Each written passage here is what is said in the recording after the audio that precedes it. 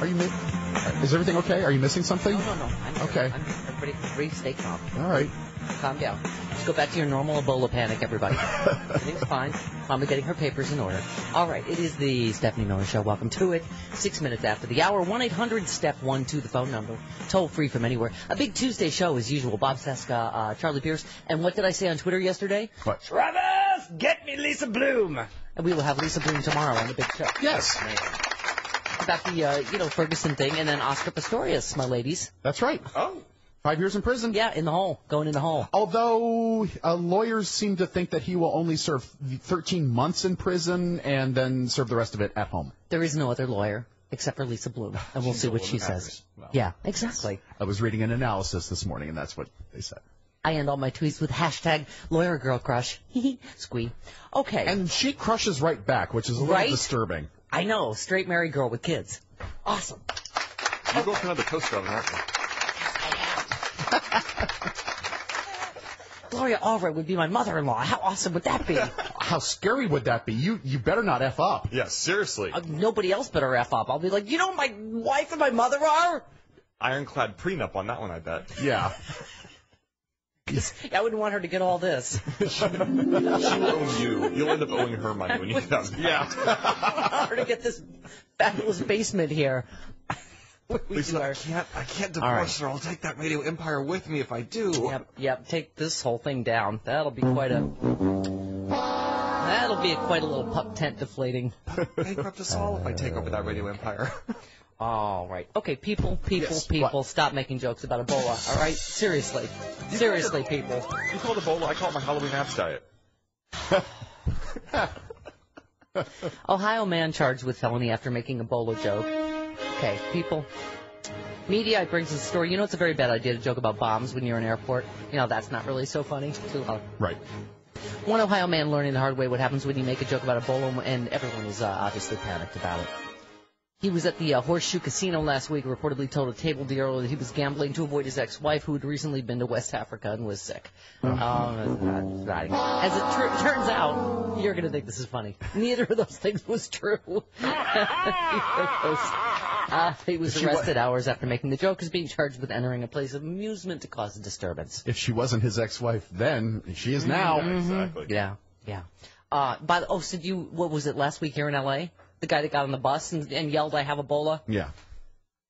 and then ran away because. So then they had to take the bus out of service and lock it down, check everybody. And I love. They said authorities don't believe the man actually had Ebola. Really? Did you think?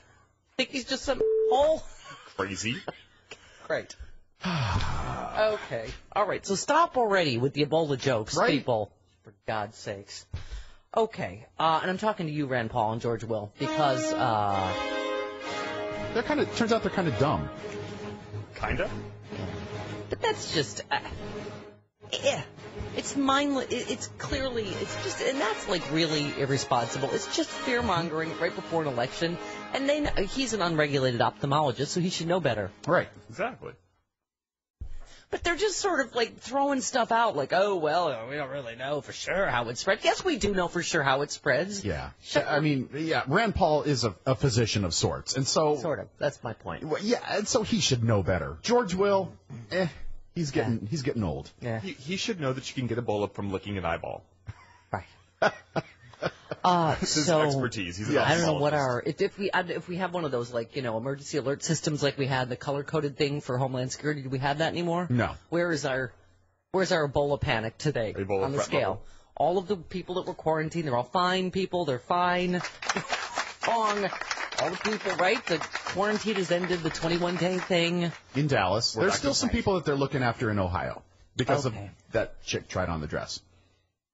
Did I miss this one? Which chick tried on what dress? The second nurse. Oh. She flew to Ohio and was trying on dresses For the wedding. For the wedding. Yes. And so everybody who came in contact with her and at that store. I see another scene from Bridesmaids. I see another diarrhea scene from Bridesmaids coming up. I see Melissa McCarthy on a sink. Get out of here!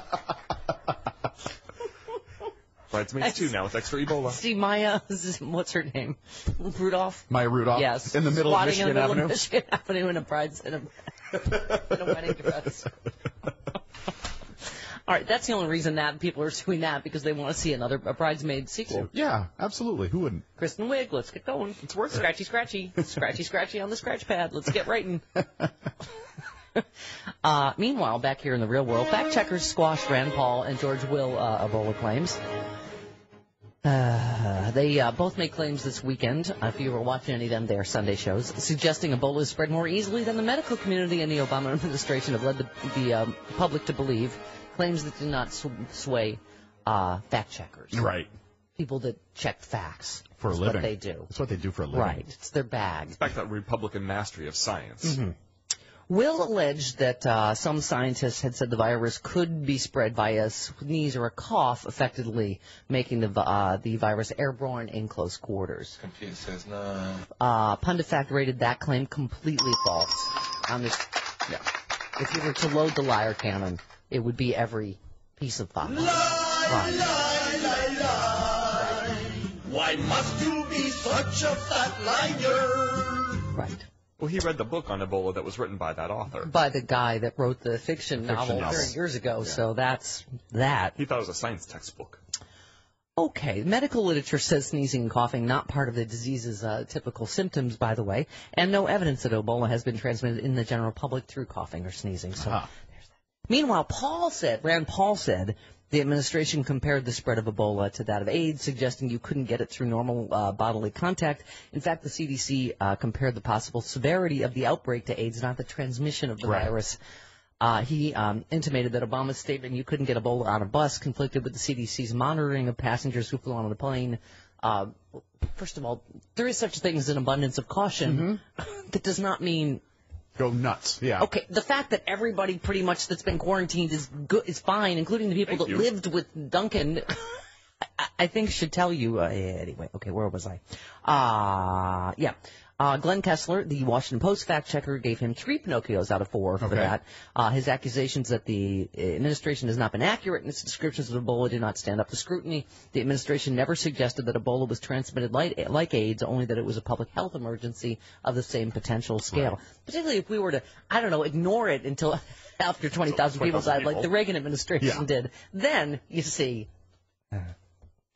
Both AIDS and Ebola are not airborne viruses. It should be clear to anyone watching the news, the little pictures that go through your house, that Ebola is spread differently than AIDS, given the staff, the garb, the protective.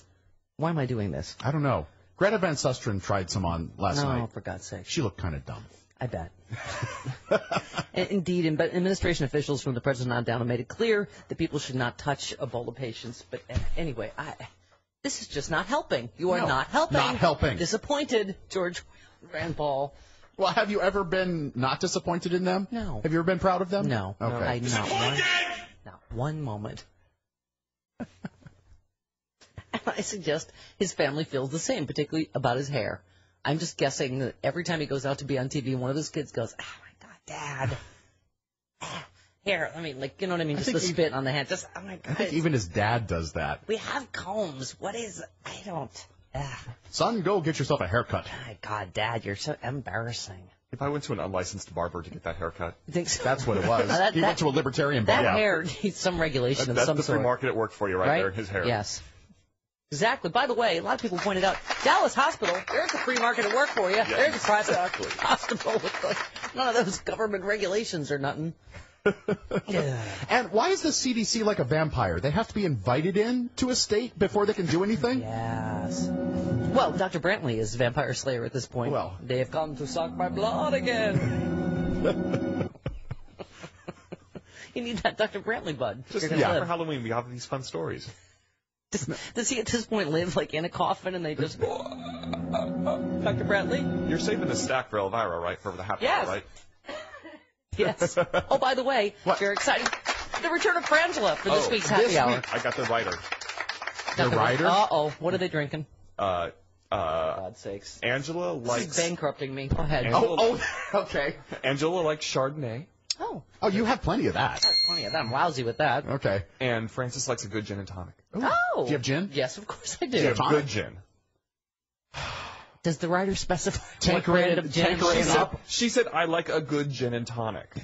Tanqueray and up is good. All right, I'm going to go take a But commercial I think break. you have Bombay Sapphire upstairs. I'm going to go check it. I will report back to the break. Otherwise, I'm going shopping, right?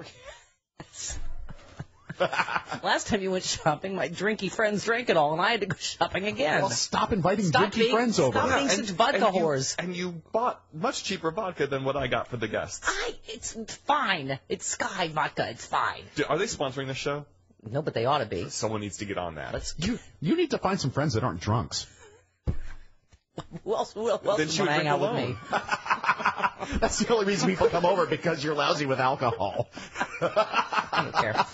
You're my paid friends, and I don't care. I got no standards. I got nothing. Yeah. 17 minutes after the hour, we roll along on the Stephanie Miller Show. This hour of the Stephanie Miller Show brought to you by Citrix GoToMeeting, the proven solution for meeting and collaborating with your team online from anywhere. Visit GoToMeeting.com, click on the try free button for your free 30-day trial. Hooray. 22 minutes after the hour. It is the Stephanie Miller Show. Pardon me. I brought props. You did. So there it is. That's the kind of gin I have. That's good, right? Blue coat? I have never heard of it. I don't drink hard liquor. I mean, it's a Is fancy... it Angela or Francis? Angela, call me. Is this okay? No, I think Francis. I think Francis likes a nice Chardonnay. Okay. If you're paying attention to our guest desires, I'm sorry. the producer doesn't read the rider. Okay. I haven't seen the rider. Nobody's handed me the rider. Frangela on the big happy hour Yes. podcast this week. I would go to StephanieMiller.com immediately before they're gone. All the podcasts might be gone. And for those of you who haven't been with us for a few years, Frangela, you might, they're a comedy duo. You Yes. might have seen them on those I Love the 80s specials Yes. that VH1 used to They have. are hilarious. They're awesome. I love them. Yes, we are very, very excited. All right, so 1-800-STEPH-12. Oh, we have to clear up some things from yesterday because we played the soundbite of the doughy pantload from Texas, Blake Farenthold. Yes. Doughy congressional pantload. Yes. Who looks, I said, like Otter from Animal House. Uh-huh. I was incorrect. Lorinda, the helper, says he was Flounder, not Otter. Otter was tall and Right. skinny. Hi, Steph. The doughy pantload from Animal House was Stephen First. He was Flounder, not yeah. Otter. Tim Matheson was the dreamy Otter. I Right. had the biggest crush on Otter. Tim Matheson was dreamy. He was the president of the fraternity. He was. And the doughy pantload that looks like the doughy pantload from Texas The Pledge. was Flounder. Yeah. Right. Exactly. Flounder, the big gap in his teeth, curly hair, fat guy. Right. Okay. He was a Pledge along with Fat, Kevin drunk, and Bacon. stupid is no way to go through through life. life, Everybody son. was putting that on Twitter yesterday. Yeah. Okay. He's the one that brought up zombies at the Ebola hearing. Yes. Zombie movies. Right. Because every zombie apocalypse Starts with a panel. Right. And clearly, that says clearly the Ebola, the zombie apocalypse is upon us. Yeah. Thanks, Flounder. Thanks for that. Okay. And thank you, Lorinda, for helping.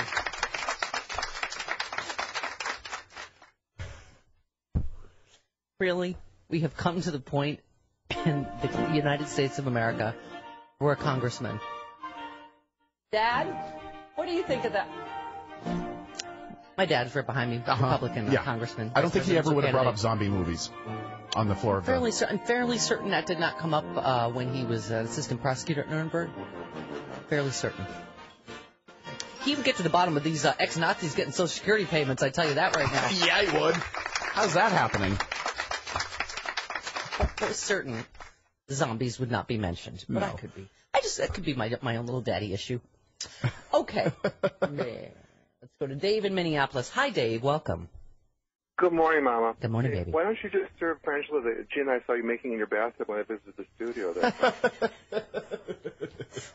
Good enough. You are telling tales, mister. Go ahead. Oh, all right. Yeah, the thing I was going to say is it's interesting how, AIDS wasn't brought up because I think largely it was the people who were being accused of the ones who were spreading it.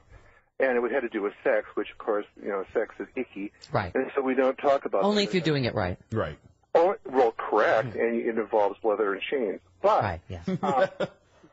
The other thing I find it's interesting, this time it's okay to talk about because where does this disease come from? It's coming from West Africa. We have a president who has African descent, so therefore it's advantageous. It's almost like they're pointing out and saying, anyone that looks like this, they're not saying it, of course they would never say it, but anyone who comes from this part of the world is at potential risk for us, so we have to get all on alert and watch out for the big bad people from and I was saying, Dave, I know you're a religious, you're actually a minister, aren't you? I am a Lutheran pastor. Yes. There you go. Well, I mean, I was saying this is why, My child. you know, you should maybe we should maybe look into doing things because it's the right thing to do and not because it's going to reach our shores. But guess what? It's going to, and this is what every expert is saying. The best way to stop this, you know, is not a travel ban. It's to go friggin' help them eradicate it. Yeah. Over there. Because, exactly. This is the thing that constantly. I went off on a Facebook tirade the other day with somebody who I know is a Republican, and I just said, you know, tell me that this party is so caring about other people when, you know, they're cutting funds, they don't do anything about gun control, it kills children, and now they're saying we got to stay out of there. You know, it's remarkable. Tina Dupuy had that great tweet about so far the only people that have got it are helping other people, so don't worry, Republicans, you're in the clear. Yeah.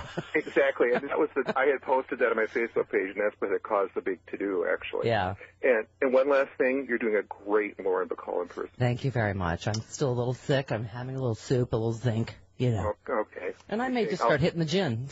Hey, you know. All right. Go right to the bathtub. All right, thank you. I hear gin-soaked raisins are good for what ails you. Really? Yes. Let me go see if I have any raisins. If not, we'll just... Okay. It's a gin delivery system. Yeah. Much like salad is just a crouton delivery system. That's all salad is. That's stuck in my head yesterday. Really? Hello. I have very little to do in my life. John in Pennsylvania. Hello, John. Welcome. Thank you for taking my call. First of all, the comment about abundantly incompetence that you tagged on Rand Paul. Would you like to wait until your dryer is done, or? Well, can I finish my point? Or Sure. you can interrupt? Well, we can barely hear you. That's what we're Are you saying. in a rinse cycle currently, Yeah. or? Can I finish my point? Sure, or you sure. can interrupt? Sure, Ross Perot. Yes. Hello? Yes, hello. I think when you look at this current administration with the IRS, the Veterans Administration, Health and Human Resources, Services, you look at the Secret Service, the State Department, the IRS, and now the CDC. What else can we expect besides incompetence? They're not capable. Yeah. Yeah, and you were saying the same thing when the Reagan administration let 20,000 people die before they even mentioned the word AIDS, or yet alone did anything about it. Well, the interesting thing. Or you mean during Hurricane Katrina, how well the government was running then? Heck of a job, Brownie. Actually, I lived in New Orleans. Thank you for bringing that up. Oh, you did? Oh my God, how convenient! My God, you lived through Hurricane Katrina? Thank you. Can I speak about Absolutely. for years? Did we get the story wrong? Was the response really good to Hurricane Katrina? Well, you shut up and let me talk. Okay. Well, yes, I guess I could shut up on my own show, but then I wouldn't get paid. You know what? You progressives. I lived in New Orleans for 4 years. And don't you think it's interesting that a company such as Entergy knew enough to get all their bucket trucks and their assets out of the city of New Orleans, but the state government, it was the state government. Oh, the state and local. Okay, good one. Whew. Bucket trucks. Okay. Bucket trucks. Whew, Yes. sorry. I gave Mama and Moose a little heart scare. Okay. 29 minutes after the hour, right back on the Stephanie Miller Show. It is the Stephanie Miller Show. Welcome to it, 34 minutes after the hour. Oh, good. We have some Blue Coat Gin fun facts. Yes. Angela, if you're listening of Francis and Angela, hopefully Blue Coat Gin will be to your liking. Yes, it is. It's an American dry gin. It's an aromatic gin with a bouquet designed for a defined palate. That's Angela. Yes. The list of ingredients includes the required juniper berries, along with an American citrus peel selection, sweet orange, and lemon peel. Fabulous. It sounds fabulous. I don't drink hard liquor. Hopefully that's okay. Give us a tweet. Let us know if it's all right. It's getting great reviews online. And Francis, I have a number of delightful Chardonnays. Light and buttery on the tongue? Yes. Slightly oaky. All right. Full-bodied and buttery. That's my style. Yeah. All right. That's your bag, baby. Yes. Oh, all right. People can stop sending me this story. I understand. A couple of future wife stacks here. And now it's time for future wife stack. It's Stephanie's future wife stack. Yeah. Okay, got it. Drunk woman mistook jail for a bar. Yeah. Okay, got this. Everybody. In Paw Paw, Michigan. Oh, that's Nancy adorable. and Fred would like to live in Paw Paw. One is a building with bars. The other is a building with a bar. A very drunk woman apparently had trouble telling them apart. Ended up in a southwestern Michigan jail cell. All right. She mistook the jail for a bar where she was trying to pick up her boyfriend. I can dispense with that. She's expected to... She's expected to face drunk driving charges. Okay. Probably shouldn't drive to a jail drunk because tends to be cops there who tend to notice that you're drunk, and then you're... You know. Okay. All right. Okay. Whatever. And this, actually, I think I may have dated this woman. The woman gets trapped in man's chimney after 6 online dates. You could be that woman. In a classic tale of boy meets girl, girl tries to break in boy's house through the chimney. Firefighters. And when firefighters have to be called something as... Something's awry. Gone awry with the romance. She became lodged in the flue at Thousand Oaks, California home of a man she met online. Rescue workers had to tear down part of the chimney with jackhammers and oil her up with dish soap to get her out. She has since been charged with illegal entry. All right. The man who lives in the house would identify himself only as Lawrence. Oh, it better not be Lawrence O'Donnell, because I'm going to come after you, bitch. Was not there at the time. He said he went on a few dates with her and then broke things off. He said she seemed totally cool until the first flag was her actually being on my roof 2 weeks ago. Oh, he is the sharpest pencil in the box, that Lawrence. Really? Okay. He called the cops about that incident, but the woman was never caught. All right. So thank you, everybody. Okay. Sue in Rockville, you're on the Stephanie Miller Show. Hello, Sue. Hey, good morning. I hope you're feeling better. Thank you. I still sound a little duty. You know, that caller was way too humble, because not only did he live in New Orleans, he also wrote the definitive text on Ebola. Yes. Yeah, apparently. What are the chances that an Ebola expert that lived through Hurricane Katrina, Louisiana, would call? And it's all Obama's fault. Right. But I need your advice this morning, Yes. you and Chris. Okay. All right. Okay, so since Republicans base everything they do on fear, would it be wrong for me to spread the rumor and tell them that they will catch Ebola at polling places and so they shouldn't vote? Right. That would be really, really wrong of you. Don't do it. But they have Fearbola. They already have Right. Fearbola, so why not? Right. I'm not going to go on record as saying anything about that other than it might be time for some traffic problems in Fort Lee. But if I tweet it for you, would you retweet it for me? If I'm drunk enough. All right. Love you. See you. Bye. Yeah, wait till cocktail hour. Ooh, I'll retweet it. We tweet anything. Hello. Hello, Mike in West Virginia. You're on the Stephanie Miller Show. Hi, Mike. Good morning. Hello. Glad to hear you're feeling better. Good morning, Chris. Hello. Just in response to the Republican douche nozzle, where was all of this outrage? That's what gets me, is the institutionalized hypocrisy on the other side. Where was all their righteous indignation when Bush was screwing things up for 8 years? Right. And by the way, the guy happened to call about how delightful the national response was to Hurricane Katrina. If you recall, Bush put an Arabian horse expert in charge of FEMA. Pure genius. Yes. Right. Brownie, you're doing a hell of a job. Yeah. Yeah. Ugh. Heck of a. Ugh. I go. All right. Thanks, honey. Appreciate it. Yeah. I go. There is no consistency anywhere. Nope. So as I mentioned earlier, the Ebola quarantine ended for anybody that had contact with Thomas Eric Duncan. His fiancée, Louise Troe, she emerged from a 3-week quarantine yesterday and reached both hands up and said, praise God. She was among 43 who were released from quarantine today. Everybody go back to your normal business. Okay? The zombie apocalypse is proceeding apace. Everybody remain calm. Yeah, I mean, this piece from NBC News has Ebola in America, has the fever broken. I mean, is there common sense at some point where people go, okay, one person has died. Right. Yeah, they write it's been 21 days. None of the people in closest contact with Thomas Aaron. I mean, honestly, if you can live with a loved one that has Ebola and not get it.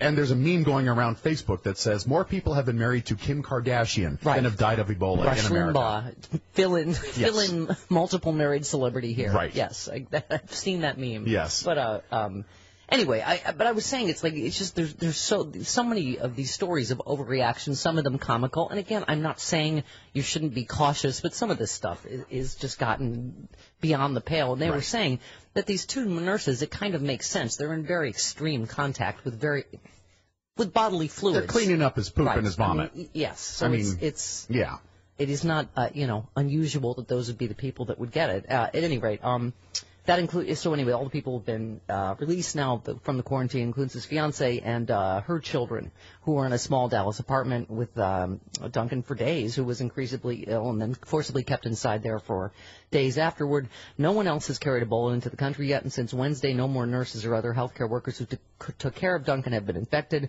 What has been seen is that the CDC and other experts predicted would happen, exactly what they said would happen, that someone might carry Ebola into the United States and that it might even infect a few other people, what the CDC always promised that it would stop there. So I don't know where these people go. Is there going to be sort of like a tinge of disappointment in their voices? We're not having a pandemonium, an outbreak of, yeah. Let's see. I, for one, I'm quite encouraged by the fact that the 21 days have elapsed and Thomas Duncan's family have not become ill, said one expert. It's further evidence of what public health specialists have been saying, that this is not a virus that is easily transmitted. The nurses had what they're calling medically extraordinary contact with Duncan. And as in Liberia, Sierra Leone, and Guinea, they were at the highest risk. People who lived with Duncan rode in vehicles with him and spoke with him did not catch Ebola. The Dallas mayor said it's starting to show us the science we talked about at the beginning is working. Yes. Not zombie science, brought to you by Blake Farenthold. Yet schools have closed. Teachers and students who might have been in contact with someone who was in contact with a patient have been asked to stay home. Public schools in Moore, Oklahoma, have said they will ask students and the administrator to stay home because they were on a cruise ship with an unidentified and now cleared lab worker who handled Duncan's blood. Doctors say the chance of any of those students could be infected would be zero. Right. I mean, some of this is just hysteria. Members of Congress who continue to demand travel bans, even though every expert who knows about such measures have said not only would they not work, they could make matters worse. But, we'll see how... Pretty much everyone who knows anything about this says that a travel ban wouldn't work. And while the CDC has been lambasted in some quarters for not being more forceful with hospitals, a former Health and Human Services Secretary, Mike Leavitt, points out that local officials and even individual hospitals were also supposed to have been on the ball. Exactly. States and local governments, not just in Dallas, not just in Nebraska, not just in Bethesda, have got to be prepared for this. And that's what I was saying, is you can't expect the CDC to be in every hospital in the country. As long as the epidemic rages, people are likely to carry the virus elsewhere. So finding a case here and there in a hospital is not a case of the system failing, but of the system working. Anyway, so then they address that calls for travel bans will also pick up, particularly if there's another case here, which is not totally unlikely. An infectious disease expert said this is something we have to actively fight against, meaning the travel ban. He said it may make people feel better, but it won't make them any safer. Yeah. So thank God some people are talking some sense.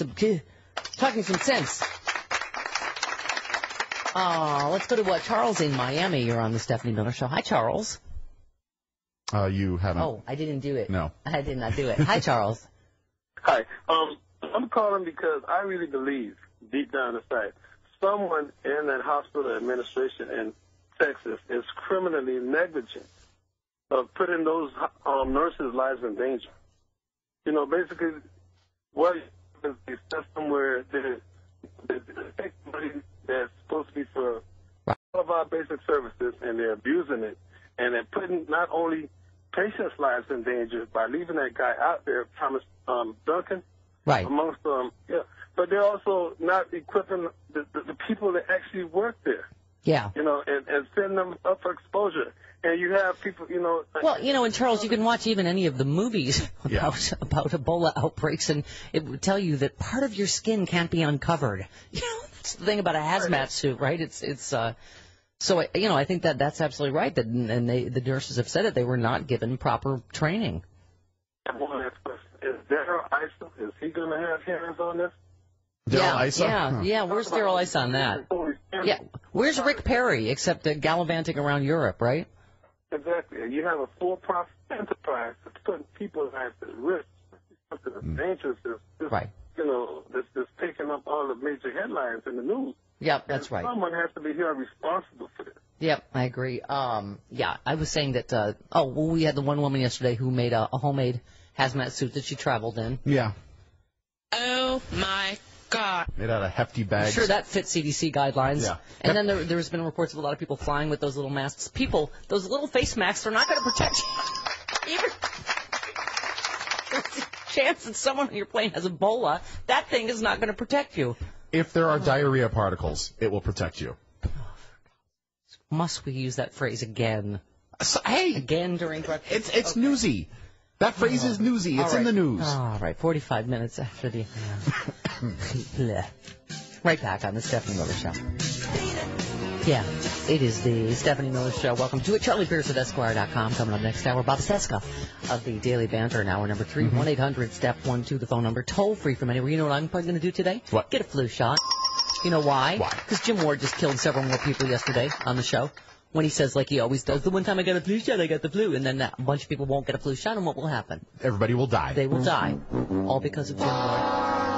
So I'm going to counteract it by saying I'm getting a flu shot because there's going to be people at emergency rooms around the country. I have Ebola. No, you don't, you dope. You have the flu.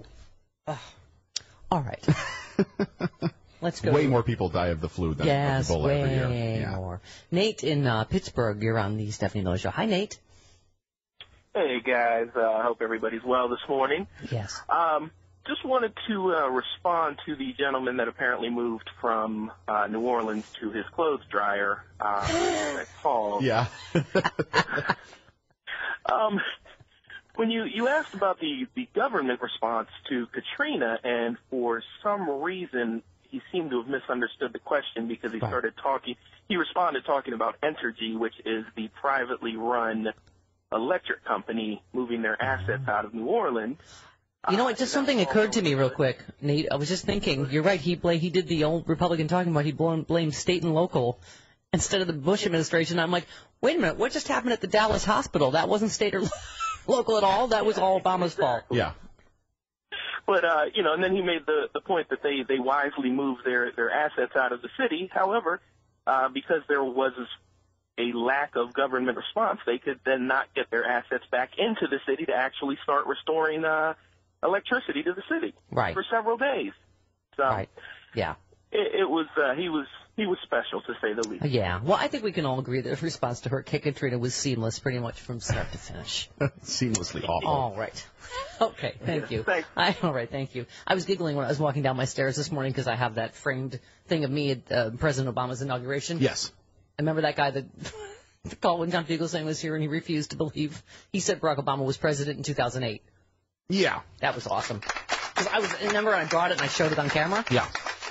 Like that would have been hard to do in a commercial break, is to like age the paper like that. Yeah.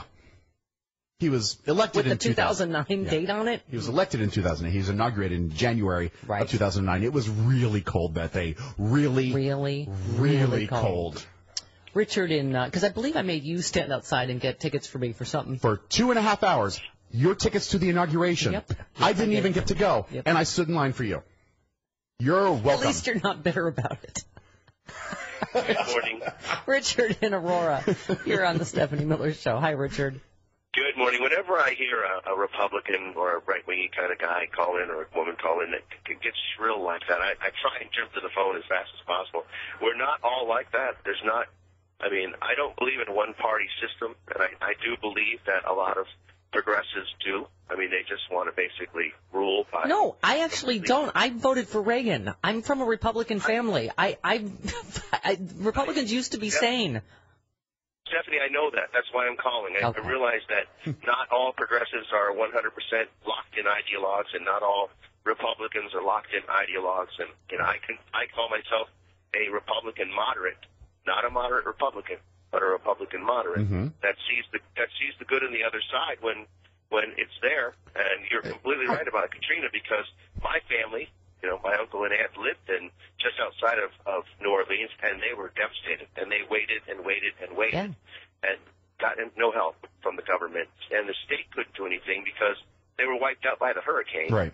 And that's just a fact. That's why we have things like FEMA, because some things are too big for just the state to deal with by themselves. That's right. Why do you think? I do need to say there was a lot of overreaction on. There were police officers that came around and tried to confiscate everybody's firearms, and that was also a bad taste in people's mouths. That's bad as well. Yes. There's a debate to be had where I think that we just have to stop the shrill and sit down and say, okay, this is your worldview and this is my worldview, but how are we going to pay for the streets? We can all live in this. Some Republicans don't believe in the streets or infrastructure, I guess. Well, so yes, we do. Find your own way to work. They just want to own those streets via their corporations. Yeah. Yeah. Not all of us are sold out right-wingers. Yeah. Well, communists like Dwight Eisenhower would not have gotten elected today, I tell you, mister, with that whole highway system. But I do have to say that a lot of your callers do sound 100% locked into their ideology, and it's kind of scary. Yeah. Well, I've always said if you believe everything that anyone says, you're an idiot. So that includes me. Take care. All right, you take care. Okay, you take care. You take care. No, you take care. No, you take care. Ray in Florida, you're on the Stephanie Miller Show. Hi, Ray. Hi. Hi. I just figured it'd be a quick call regarding the Ebola situation. Mm-hmm. Yes. I was administrator, a departmental administrator at Nassau County Medical Center in Long Island. Okay. And one of my units was the neonatal ICU, and I went through probably 6 different infection situations in that unit. I'm pretty familiar with what it takes to run that kind of an operation. Yeah. Right. That hospital in Texas is a joke. Yeah. The other part, I'd like to refer to you because I was administrator there when AIDS came out. Mm-hmm.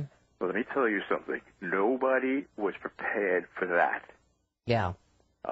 They had to get Ronald Reagan from the CDC, the NIH, and the Surgeon General on the same day, not knowing that each one was going there, to declare an epidemic. Yeah. Only the president can declare an epidemic. Yeah. Can you imagine the hysteria right now over one person that's died? And the fact that over 20,000 died before they did anything? I'm very familiar with it. Yeah. I'm very familiar with it because the hospital there, when that note came back from the prison, it was like 3 or 4 weeks later, all it said was, since this disease or condition only affects Haitians and homosexuals, he did not consider it a level of epidemic declaration. Yeah, yeah. Then it had gone clear across the country, and that's why the 3 units went. A few weeks later, and that's the whole, the whole genesis of that. When they came for me, there was no one left to speak for me because people were like, "Oh, well, that's not me." Tony in L.A., my girl. Hi, Tony. Hey, girlfriend.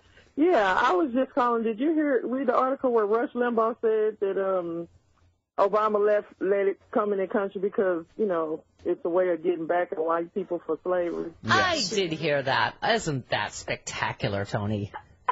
He has to be a satirist at this point. There's nobody on earth who would believe that.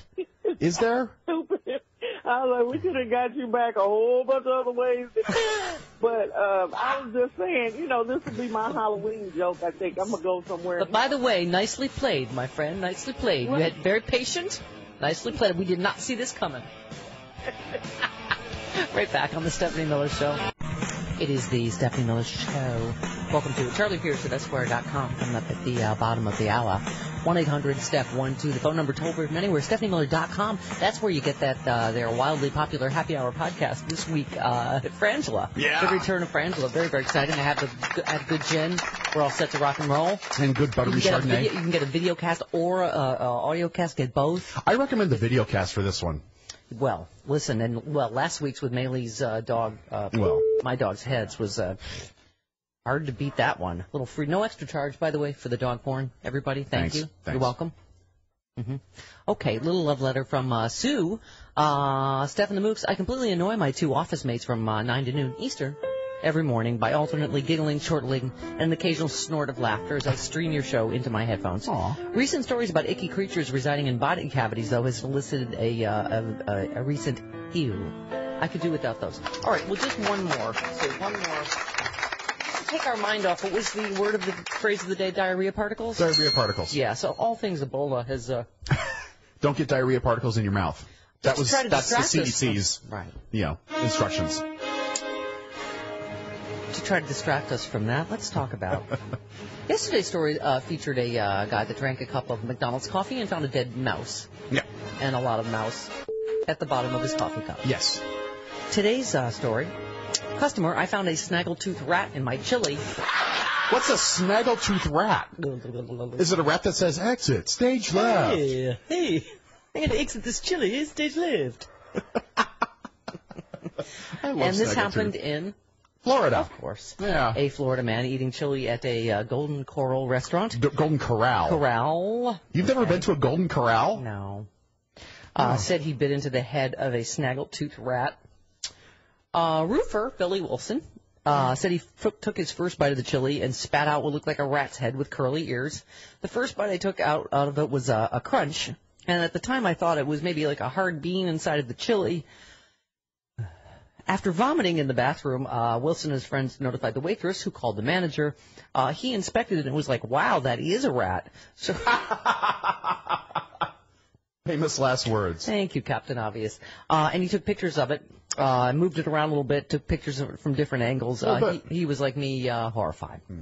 Wilson was treated for gastroenteritis at a local hospital and has hired an attorney, one would think. Yeah, yes. I would hope. Restaurant officials said they have not yet been able to confirm the incident. They're investigating. They're investigating the rat malfeasance in the Brainerd chili. Okay, Donald in Illinois, you're on the Stephanie Miller Show. Hi, Donald. Hi, Steph. Hello. Yeah, there's one gentleman that just called himself a moderate. They made a comment about that most of your callers that call in, they seem to have their own ideologies. Yes. They're locked into our They have opinions and things. It's weird. Oh, yeah. Well, the thing is what kills me about this so-called moderate, what ideology is he referring to? Is he referring to the ideology that we don't want to go to war anymore, that we don't want our voting rights taken away, right, or even that we don't want Social Security or Medicare or Medicaid touched, or provide us with health insurance that we can afford? Right. I just wonder if he knows as much to say that, and is a moderate, maybe he ought to take a look further into his party and see what they stand for. Yeah. Because I mean, what does moderate Republican even mean today? I don't even. Exactly. Yeah. Yeah, exactly. All right, thank you, honey. Yeah, for instance, these hearings, Janet Napolitano, former Homeland Security Director, called them shameful. Yeah. Because I thought, and you knew this was going to happen ahead of time, that since every single thing is politicized, all of these hearings are sort of hostile and it really was shameful. It's like there's always the presumption that the tone they take, this disrespectful sort of hectoring tone, particularly. Really, Blake Farenthold? Do you want to talk about zombies? Like doofuses like that have no idea what they're talking about. Lecturing the head of the CDC. I mean, it's just, when the head of the CDC is dealing with a crisis and shouldn't be sitting on Capitol Hill, he should be sitting in his office or down in Atlanta. That's what Janet Napolitano said. Is here we go again, where he should be, working instead of these little dog and pony shows to try to make the administration look bad. She lambasted Congress for politicizing concerns about Ebola and drew parallels to the H1N1 flu pandemic, which, remember, happened when she was Homeland Security Secretary. She said in the middle of a crisis, pulling Dr. Frieden away from the work he needs to do so members of Congress can make their own little press statements, it was shameful. Yeah. It was outrageous to drag the head of the CDC so that they can make very partisan comments and tell him to do something that makes no sense, referring to the travel ban. It was for them to get on TV before the election and go, we need to ban the travel ban. I mean... Anyway, she said the situation was similar to the H1N1. She said we had the same calls, close the border, close the airports, close the schools. I resisted that and said it doesn't make any sense at all. I said, look, let's take a deep breath. Let's understand the problem. Right. She said viruses don't need passports or checkpoints to enter the country. She said instead the U.S. should be increasing resources to the West African countries where the vast majority of cases are, taking measures to identify sick travelers and educating people in hospitals on what to watch for. She said the lack of Ebola vaccine reflects the dysfunction of the federal government, which has cut support for research grants. Republicans have cut funding. We should be clear. And what she said is what that means is we're leaving a lot of good science on the table. Yeah. And in its place getting zombie science from Blake Farenthold. Okay, Dr. Anthony Fauci, who is a doctor, by the way. Yes, I've heard. From the National Institute of Health. You need to be somebody who's a good organizer. His experience is extraordinary. He's been chief of staff to a couple of vice presidents. He has a lot of experience. Eric Bollard, of course, pointed out yesterday that, during the Bush, the bird flus also was not a doctor. That's not usually the role of the czar. You know who would be the Surgeon General. Yes. However, did you see that Ted Cruz told Candy Crowley? First of all, he went on CNN's Candy Crowley on Sunday. He accused President Obama's pick for Surgeon General of not being a healthcare professional. Candy did point out that he's a doctor, so that technically would make you a healthcare professional. And he graduated from Harvard Medical School, the top of his class. Right, I'll get to that. Oh, but, sorry. Yeah. Accused him of not being a healthcare because the doctor had backed a ban on military-style assault rifles. During the interview, Candy Crowley pointed out the Surgeon General should voice public health during the Ebola crisis, but Republicans in the Senate had blocked him. Dr. Vivek Murthy, who you just referred to. Cruz said, of course we should have a Surgeon General in place, and we don't have one because President Obama, instead of nominating a health professional, he nominated someone who's an anti-gun activist. Crowley said, and a doctor. That's a health professional. Yeah. Oh, my God. I mean, an anti-gun activist because he tweeted once, guns are health. And by the way, as I think, who is it this week, Charlie points out, he has no power to enact any gun legislation or any kind of legislation of any kind. He helps to guide policy. That's about it. Yeah, health policy. That's it. Oh, good. As Charlie Pierce calls her, the pink balloon from Tennessee, Representative Marsha Blackburn. I don't know Ron Klain's emergency response experience. Maybe the Bush-Gore recount qualified in that. Oh, my gosh. And maybe that's what qualified the guy that, I can't remember what his specialty was, who Bush put in charge of the bird flu czar. Yeah. I forget. We said it yesterday, but he was not an Arabian horse expert, but something else totally unrelated to what am I thinking of? Bird flu. Yeah. Something not. Bush put an Arabian. Much like FEMA, Arabian horse expert in charge of FEMA. Right. So, okay. Dr. Fauci again. I'm not going to go into the details because we haven't finalized it yet, except to say that they're going to be much more stringent on airing, very much more on the side of safety. The new CDC guidelines. All right, one more time. Obviously, there have been some missteps, and the first one was someone coming to an emergency room and saying, I'm from Liberia and I have a fever, and being let go. That's what I meant when I said inexcusable.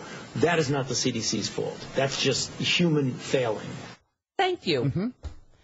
Okay, and then the Dallas County Judge, Clay Jenkins again. There's zero risk that any of those people who have been marked off the list have Ebola. They were in contact with a person who had Ebola, and the time period for them to get Ebola has lapsed.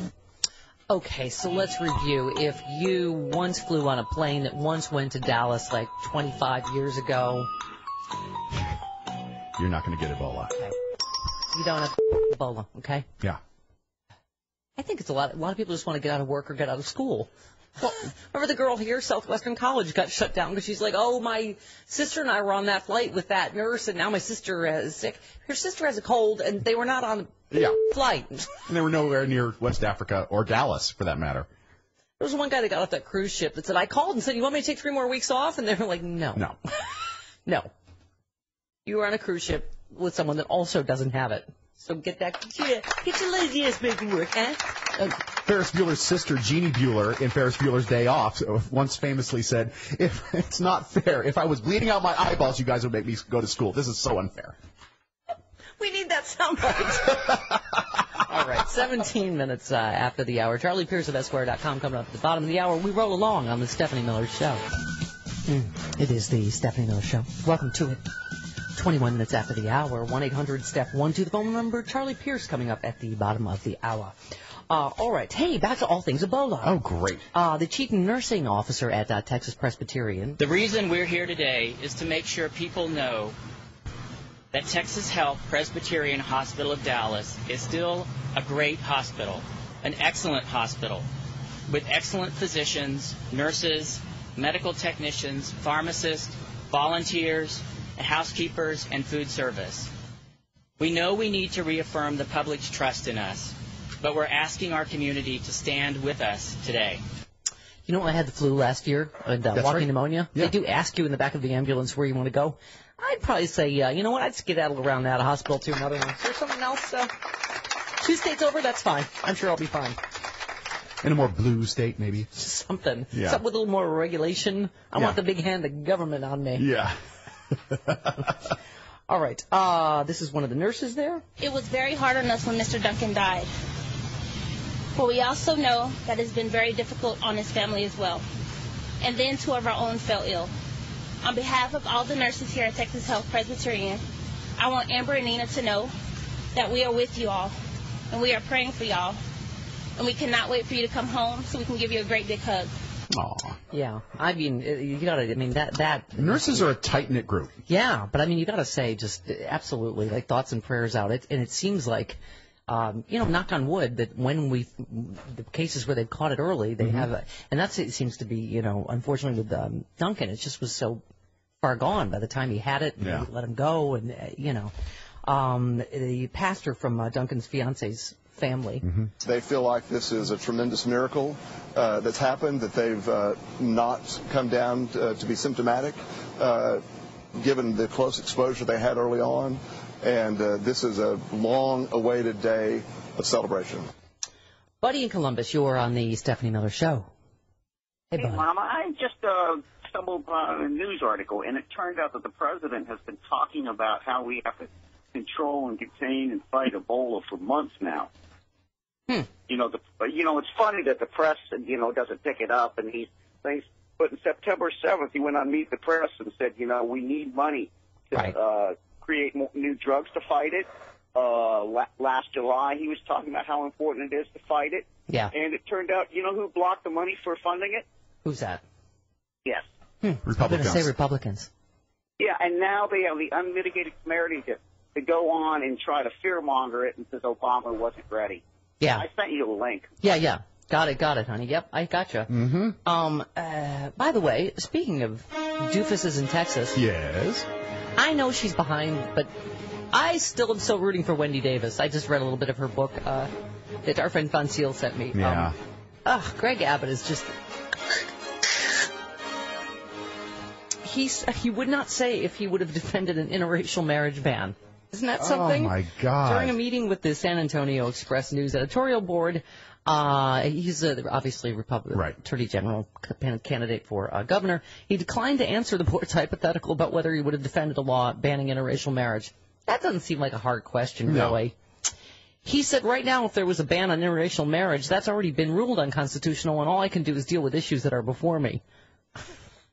He said, the reason you're uncertain... so then the board said it's not clear whether he was saying he would have defended a ban on interracial marriage or not. He said, actually, the reason why you're uncertain about it is because I didn't answer the question, and I can't go back and answer some hypothetical question like that. Really? Asked about the similarities some would see between the ban on gay marriage and past prohibitions on interracial marriage, Abbott said, well, the Supreme Court has disagreed with that by holding sexual orientation isn't due protected class status in the way that race is.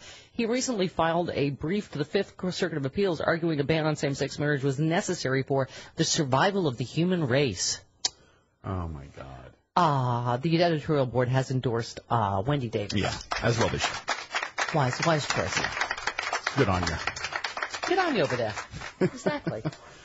By the way, speaking of that damn Elvis Chapel, they are trying to keep the sanctity of marriage intact by refusing to do gay weddings, which is against the law now. Some chapels in Vegas may be breaking Nevada law by refusing to wed gay couples. The Elvis Wedding Chapel, the famous... which performs traditional weddings, and those performed by Elvis impersonators, is one of those chapels.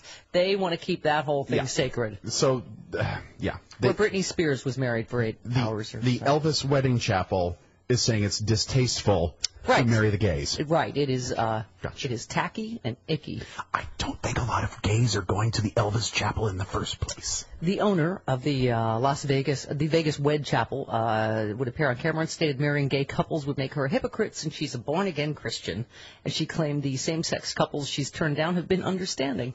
Oh, isn't that nice? Yeah, I'm sure. Very understanding gays have said, really? You know how I know that Elvis impersonator will not sanctify our marriage? Fine. You know how I know that sentence is a lie? Oh. There's no self-respecting gay that would ever go to the Elvis Chapel for a wedding. Oh, by the way, could you take your organ out? Televangelist Pat Robertson, did you hear this? What? Maybe we can suss up this audio somewhere. Has claimed that Christians should flee the 32 states that currently recognize same-sex marriage. Made the claim on his show, The 700 Club. By the way, Pat lives in Virginia. Right. Which has marriage equality now, so he might want to start the skedaddling. He might want scat now. Scat. I think that's a grand idea. Every Christian currently living in a state with American, you need to go somewhere. Go somewhere, yeah. It's going to be like whack-a-mole, though, because then every states keep going. Now I got to move again. Mm-hmm. Now the homos can get married here, too. Just saying, I think U-Haul may be behind this, because somebody's going to make a fortune, and not just on lesbians. So his entire corporation, or whatever broadcasting thing. Yeah, is based in Virginia. Would he move that lock, stock, and barrel to Mississippi or whatever? If he's going to be a man of his principles, absolutely. He should go, Elsa, run, be free. Let no walls. Go, run. You go. Okay, run. Oh, those loafers look a little light.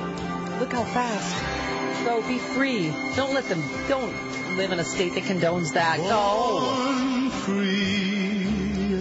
Do you mind if I call you Elsa? Elsa Robertson?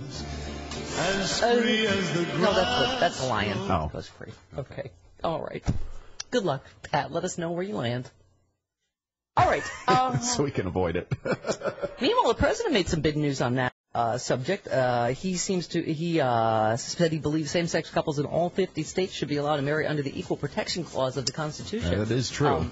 That's actually interesting. We'll talk about that and Charlie Pierce as we continue on the Stephanie Miller Show. It is the Stephanie Miller Show. Welcome to it. 34 minutes after the hour. Oh, it's that magical time on Tuesday. There's only one man now that understands, and that's the author of Idiot America. Pierce.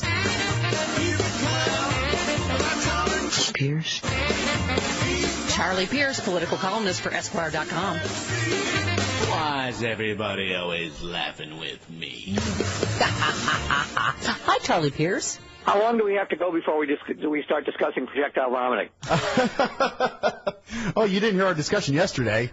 No, I have to admit I missed the show yesterday. Yeah. I was in my storm shelter in my hazmat suit. Oh, good. That's the best place to be with the discussion we had yesterday. Yeah, speaking of which, you will obviously get to your Sunday roundup, the Ebola-paloozas around the Sunday shows. But, I mean, do you think there is going to be any vague return to sanity here? I mean, now that these people have been released from quarantine.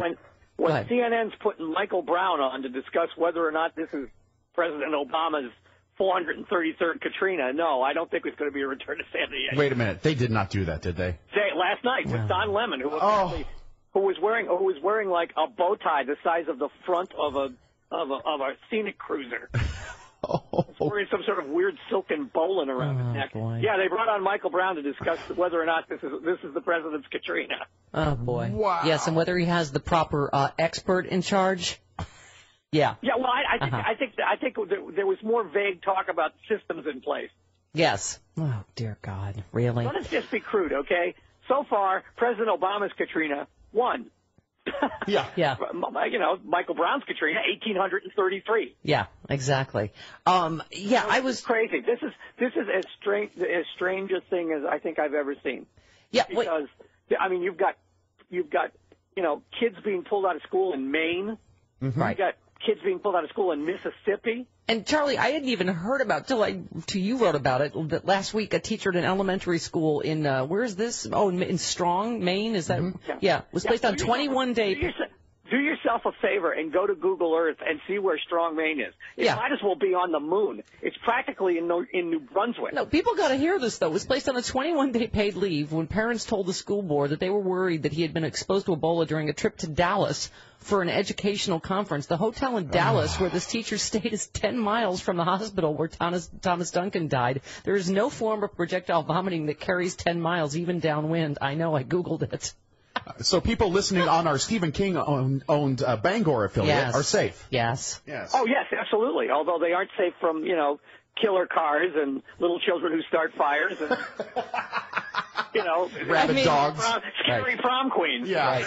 As you put it best, though, as you write, Jesus H. Christ on a ventilator, can we all at least agree to pretend we're an involved nation? I mean, it's just some of this stuff. I mean, you're right. It's just, we played the thing yesterday with Blake Farenthold talking about zombies. We're just like, is this really? He was the winner, by the way, in the Blog's poll for who will replace Michelle Bachmann. Yeah. Yes. Yep. The Royal Region of Crazy People. Mm-hmm. The Royal Region of the Crazy People. Yeah. Under Emperor for Life Louis Gohmert. Who's cruising to re-election, by the way. I hope you guys weren't concerned about that. Yes, he said every outbreak novel or zombie movie you see starts with somebody from the government sitting in front of a panel like this. And as you write, my understanding is that zombies eat brains. I mean, you couldn't believe you were watching it. So right? Farenthold is in no danger. Right. No, as I said, he's the equivalent of an oyster cracker. Yeah. You'll be the last to go. There ain't nothing there. Yeah. Yeah.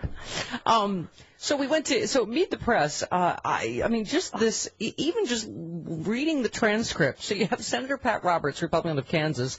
Well, again, the Ebola epidemic, along with ISIS, shows you we really should secure the border and not be granting amnesty. Representative Mike Kelly, Republican of Pennsylvania. Oh, you don't have to worry about this. You don't have to worry about this. Really? Well, the government needs to stop acting as if to stir for people to fear a virus that liquefies their internal organs.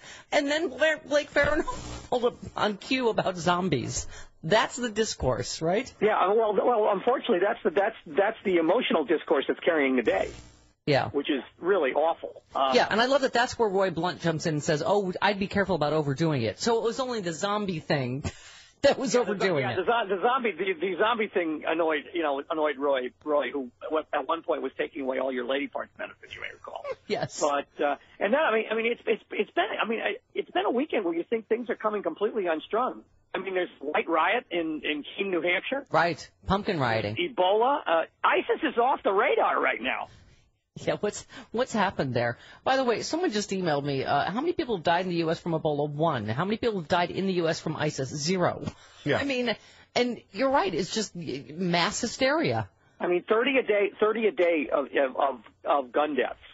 Right. You know, I forget what the statistic is every year on the flu, but it's scary as hell. Yeah. Yeah. For those of us with an advanced age. Yeah. Listen, I was in the back of an ambulance last year with the flu, so I know what you're talking about. But yeah, you. Did you just become Joan Rivers there for a minute? Just for a second. A little bit. Okay. Let's hope not. Anyway, but yeah, the level of absurdity. So you were saying Bob Schieffer hosted more Ebola-palooza. So Marsha Blackburn said we should have someone for Ebola czar like Bill Frist. Oh, yeah, there's a name I hadn't expected to hear.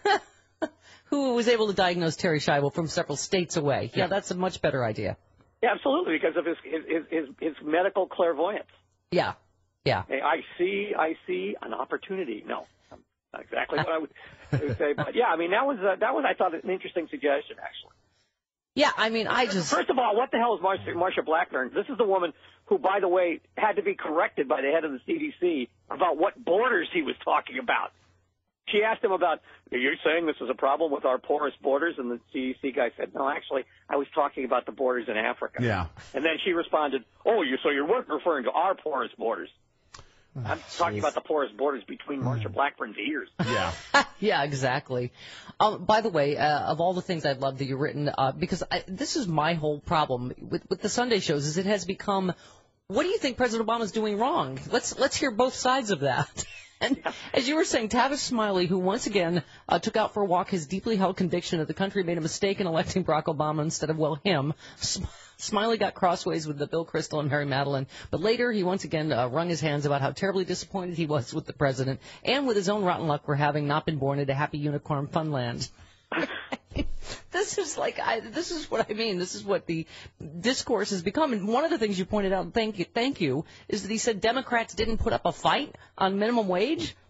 Yeah, I mean, that one sort of floored me. I can see the argument for having been a little tougher on the bankers, and right. I can see the argument for having fought maybe a little harder for a public option, even though you probably wouldn't get it. Right. But the minimum wage, I mean, that's absurd, especially at the state level. There are people, and I don't care, how you value someone's political career is up to you, but there are people taking real chances in state legislatures on this issue. Yeah. I mean, that's just wrong. Yeah. It's not.